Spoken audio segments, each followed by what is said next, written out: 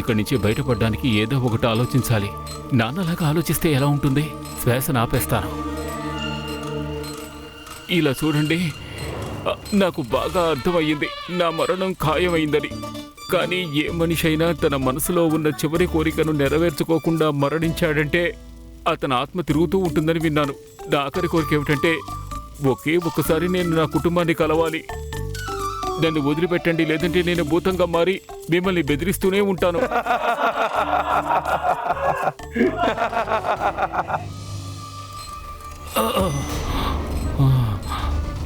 నాకు ఊపిరి ఆడటం లేదు. ఊపిరి తగ్గిపోతోంది. బహుశా నాకు గుండెపోటు వస్తున్నట్టుంది. నన్ను సంరక్షించండి.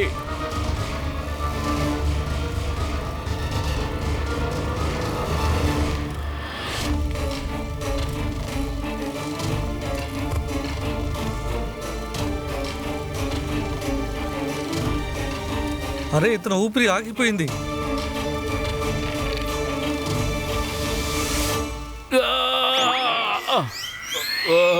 బాబు, నేను బతికే ఉన్నాను. చావడానికంటే ముందే చంపేస్తారా ఏంటి? వెళ్లే ముందు సాముడి నాకు సూచన ఇచ్చారు. మీరు ఊపిరిని ఆపుకోవడంలో పారంగత్రేని. వృద్ధింగా ప్రయత్నించకండి. ఇక నిన్ను రాజదర్బార్ల కార్యములు పూర్తయిన తర్వాత నిన్ను విడుదల చేస్తాను.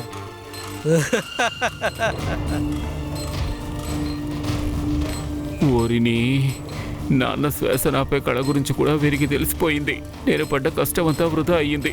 నేనేం చేయాలి? ఇక్కడి నుంచి ఎలా బయటపడాలి? ఇదిగో శారదాదేవి, నువ్వు నీ కోడిని పండిత రామకృష్ణని తీసుకో. జాగ్రత్త జాగ్రత్త.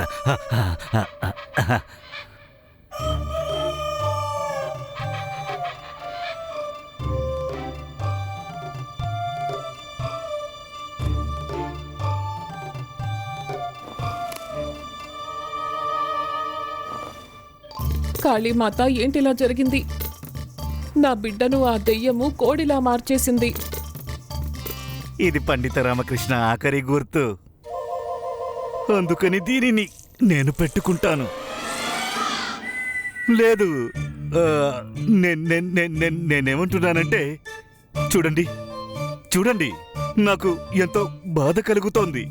ఈ విధంగా పండిత రామకృష్ణ నీ ఒళ్ళో ఉండడం చూస్తే దానికంటే ఎక్కువ బాధ ఎందుకు కలుగుతోందంటే, ఒకవేళ పండిత రామకృష్ణ నాకు చిరు యవ్వనం మూలికల గురించి చెప్పాలనుకున్నా కూడా ఇప్పుడు చెప్పలేరు కదా. ఎందుకంటే కోడిగా మారిపోయారు. కోడి భాష నాకు అస్సలు రాదు. కోడి అంటుంది కొక్కరు కొక్కరు. నేను అనుకుంటాను ముక్కుడు ముక్కుడు. లేదు, తప్పించుకున్నాడు. అరే, పండిత రామకృష్ణ పారిపోయాడు, ఒళ్ళో నుంచి జారిపోయాడు. ఇదిగో పండిత రామకృష్ణ.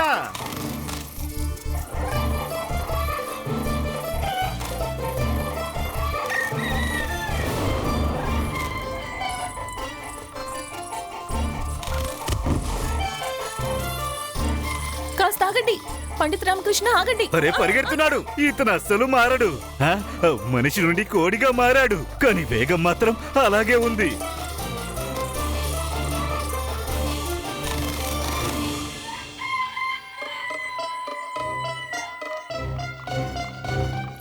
పట్టుకోవాలి. అరే, పట్టుకున్నారు పట్టుకున్నారు పట్టుకున్నారు. నాకైతే అసలు అర్థం కావడం లేదు. పండిత రామకృష్ణ గారు ఎక్కడికి వెళ్ళాలనుకుంటున్నారు? ఎక్కడికి వెళ్ళాలనుకుంటారు? రాజదర్బార్కి. అరే, నాకే తెలుసు, నేనేదో అనేశాను.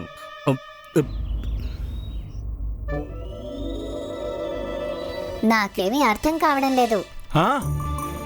అర్థం కాకపోవడం ఏంటి? కాస్త శ్రద్ధగా చూడు, పరిష్కారం అందులోనే ఉంది. నాన్నగారు, నేను సరిగ్గానే చూశాను. నాకేమీ అర్థం కావడం లేదు. రాజకుమార, జవాబు ఇందులోనే దాగుంది. వెతకడానికి ప్రయత్నించండి, ప్రయత్నం చేయండి. మహారాజా, మహారాజా, మీరేం చేస్తున్నారు? మహారాణి, మీరు వచ్చేసారా?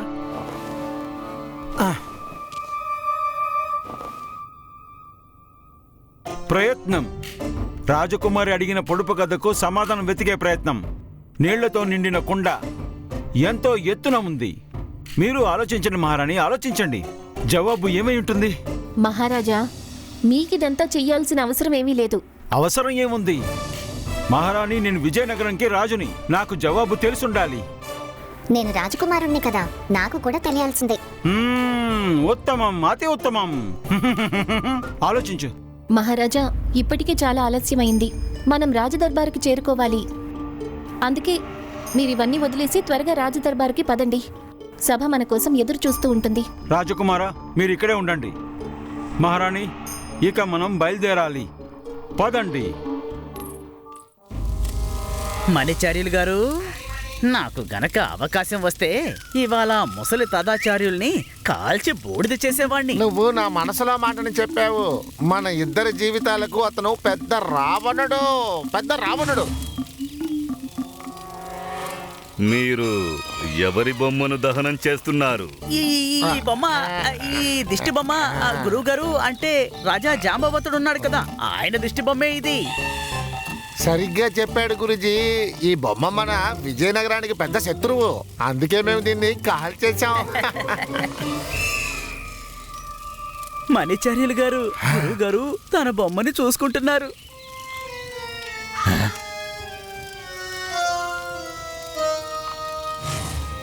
చూడటానికైతే ఈ బొమ్మ నాలాగే కనిపిస్తోంది.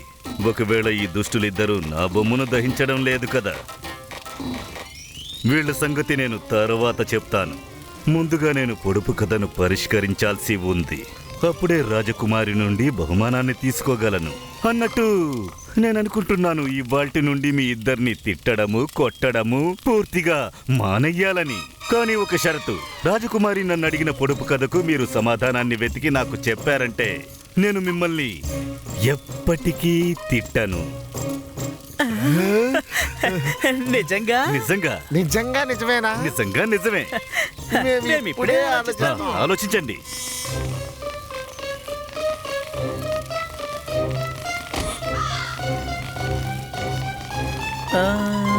సమాధానం దొరికింది.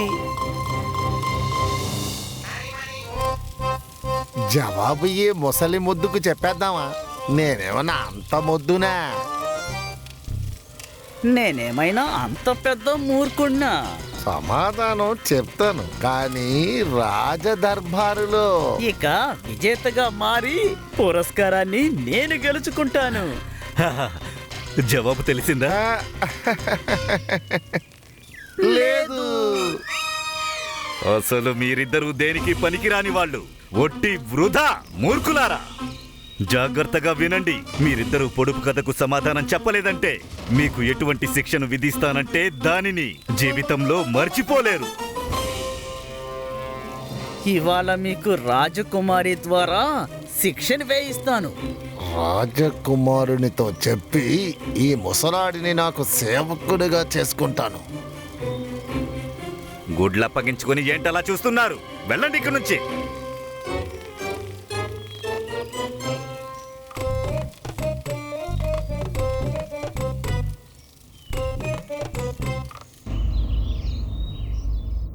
చాలా సమయం గడిచింది. పండిత రామకృష్ణ గారు ఎందుకు ఇక్కడికి రాలేదు చెప్పండి.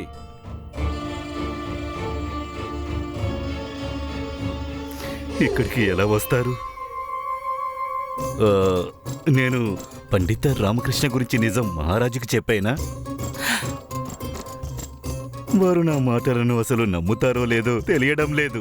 ఇవాళ నేను పొడుపు కథకి సమాధానం చెప్పి పురస్కారాన్ని తప్పక గెలుచుకుంటాను. పురస్కారం ఎందుకు? రాజకుమారి రాజ్యంలో రాజగురువు పదవిని గెలుచుకుంటాను. పండిత రామకృష్ణ గారు ఇంతవరకు ఇక్కడికి రాలేదు. ఎవరికైనా తెలుసా? మహారాజా, పండిత రామకృష్ణ గారు చాలా గౌరవనీయులైన వ్యక్తి. అది మాకు తెలుసు, తర్వాత చెప్పండి. వారు తన ప్రాణాలైనా ఇస్తారు గాని వారి గౌరవానికి మచ్చపడనివ్వరు. మీరు చెప్పేదానికి అర్థమేంటి మహామతులు గారు? అర్థం ఇదే మహారాజా. పండిత రామకృష్ణ రాకపోవడం ఏం చెప్తుందంటే వారు పొడుపు కథ తెలుసుకోవడంలో విఫలమయ్యారు. మిమ్మల్ని ఎదుర్కోలేని ఈ పరిస్థితుల్లో రాజ్యం నుంచి వదిలి వెళ్ళిపోయి ఉంటారు. దూరంగా వెళ్ళలేదు, కోడిగా మారిపోయారు. కోడిగా. అందరూ వినండి, రాజకుమారి దేవయాని విచ్చేయుచున్నారహో. రాజకుమారి దేవయాని కూడా వచ్చేసారు ఇప్పుడు.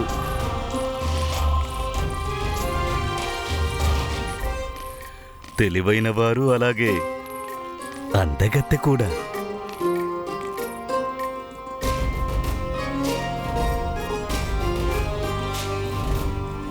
ప్రణామాలు రాజకుమారి గారు.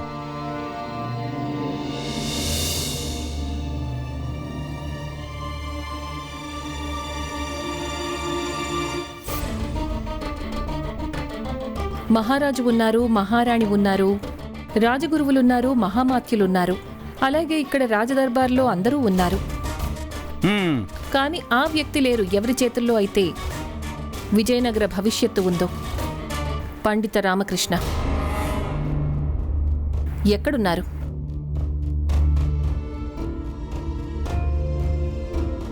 పండిత రామకృష్ణ గారు ఎక్కడున్నారని అడుగుతున్నాను. ఎవరు ఎందుకేమీ మాట్లాడడం లేదు? ఆ, రాజకుమారి గారు, ఖచ్చితంగా పండిత రామకృష్ణ గారు సమస్యలో ఇరుక్కుని ఉంటారు. లేదంటే ఈ పాటికి ఇక్కడికి వచ్చేసి ఉంటారు. కాసేపట్లో ఇక్కడికి వచ్చేస్తారు. మహారాజా, మీరది చూస్తున్నారు కదా.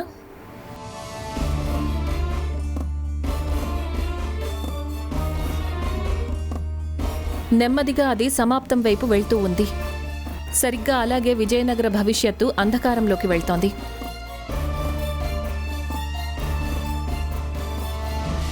ఒకవేళ సమయం సరిహద్దులు పూర్తయ్యేలోపు పండిత రామకృష్ణ ఇక్కడికి రాకపోతే సరిగ్గా ఆ ఇసుకలాగానే విజయనగరం భవిష్యత్తు కూడా మీ అందరి చేతుల్లో నుంచి జారిపోతుంది.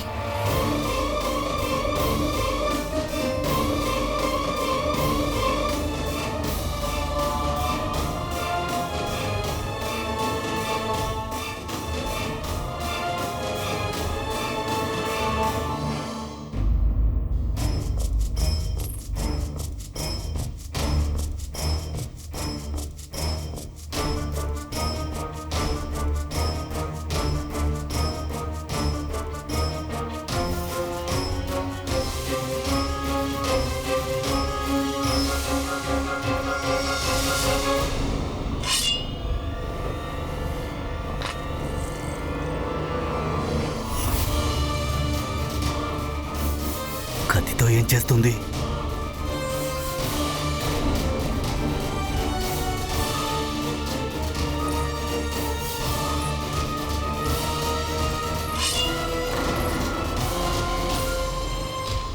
మహారాజా దగ్గరికి వెళుతోంది. ఏం చెయ్యాలి, ఏం చెయ్యాలి? నాకు తెలిసి సమయం వచ్చేసింది. పండిత రామకృష్ణ కోడిగా మారిపోయాడని మహారాజుకి చెప్పేయాలి. చెప్పేయండి గురువు గారు, చెప్పేయండి, చెప్పేయండి.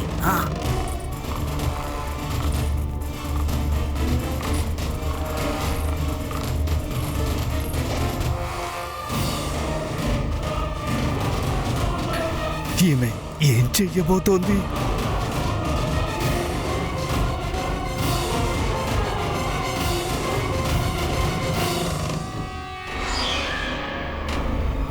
ఆగండి, ఆగండి, ఆగండి.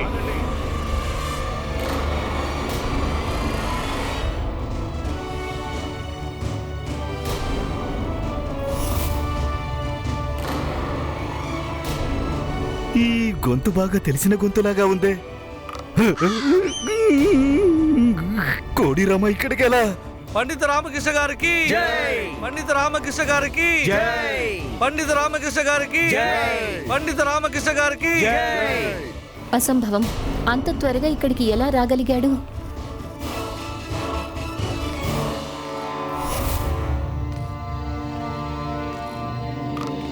అరే, పండిత రామకృష్ణ, మీరు కోడిరామ నుండి పండిత రామకృష్ణగా ఎలా మారారు? మద్యం అతిగా సేవించారా? ముందు నన్ను సమాధానం చెప్పనివ్వండి. అరే, క్షమించండి మహారాజా, ఆలస్యమైనందుకు క్షమించండి.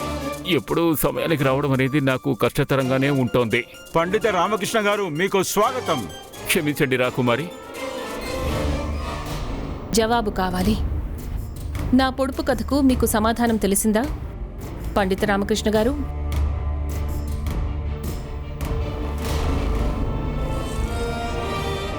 చెప్పండి.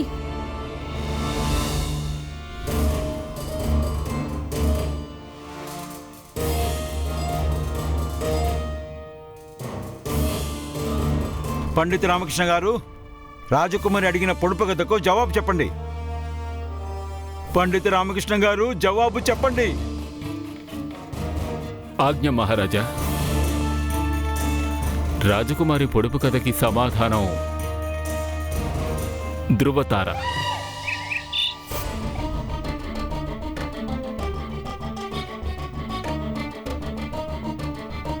పండిత రామకృష్ణ గారు, నేను మిమ్మల్ని పొడుపు కథ అడిగాను. మీరు అర్థం చేసుకున్నారు, దానికి జవాబు చెప్పారు. ఇక ఈ జవాబు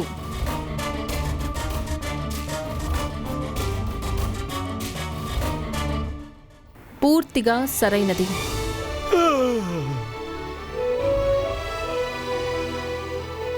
సంతోషం, సంతోషం, సంతోషం, సంతోషం, సంతోషం, సంతోషం, సంతోషం. అన్నట్టు రాజకుమారి దేవయాని గారు, దీని జవాబు నాకు కూడా తెలిసింది. అలాగా? మరి మీరు జవాబు ఎందుకు చెప్పలేదు? అది మీరు పొడుపు కథను పండిత రామకృష్ణని అడిగారు.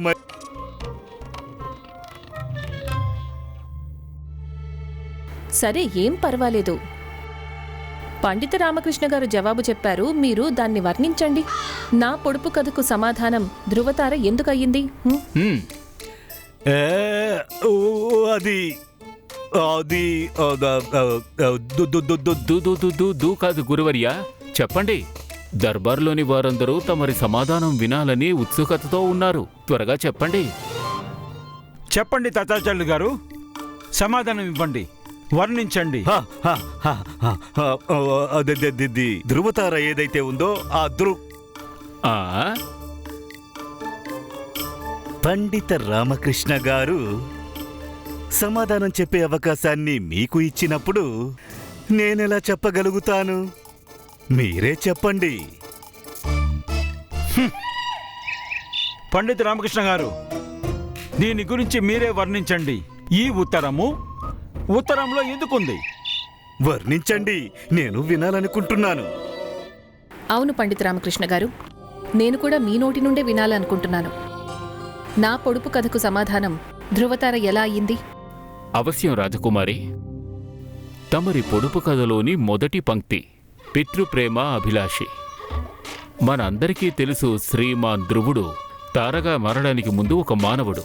అతడు తన తండ్రిని ఎంతగానో ప్రేమించేవాడు.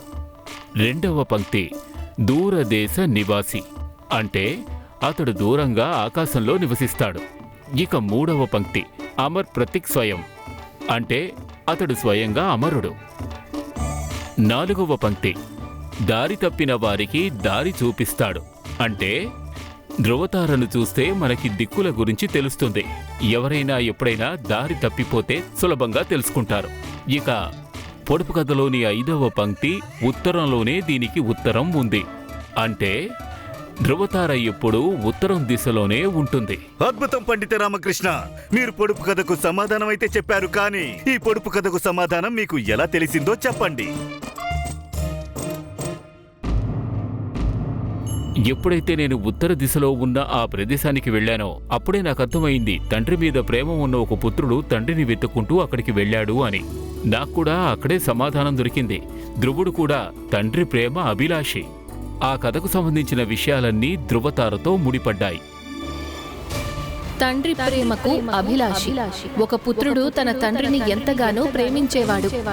ఆ అబ్బాయి కథ గురించి చెప్పి నేను చాలా పెద్ద తప్పు చేశాను. నాకేం తెలుసు ఆ కథను విన్న తర్వాత పండిత రామకృష్ణ గారికి పొడుపు కథకు సమాధానం తెలుస్తుందని. అద్భుతం, అద్భుతం పండిత రామకృష్ణ గారు. పండిత రామకృష్ణ గారికి, పండిత రామకృష్ణ గారికి, పండిత రామకృష్ణ గారికి, పండిత రామకృష్ణ గారికి. కానీ పండిత రామకృష్ణ గారు, మీరు అక్కడికి వెళ్ళడానికి కారణం ఏంటి? ఈ విషయం అందరికీ తెలిసిందే. ఆ ప్రదేశము శపించబడిందని. మీరెందుకు అక్కడికి వెళ్ళారు? లేదు మహారాజా, లేదు. అక్కడ ఉన్న గుహలోకి వెళ్ళిన తర్వాతే నాకు తెలిసింది. కొంతమంది సైనికులు ఇనుము పని చేస్తున్నారు. అక్కడికి వెళ్ళాక వారు నన్ను బంధించారు.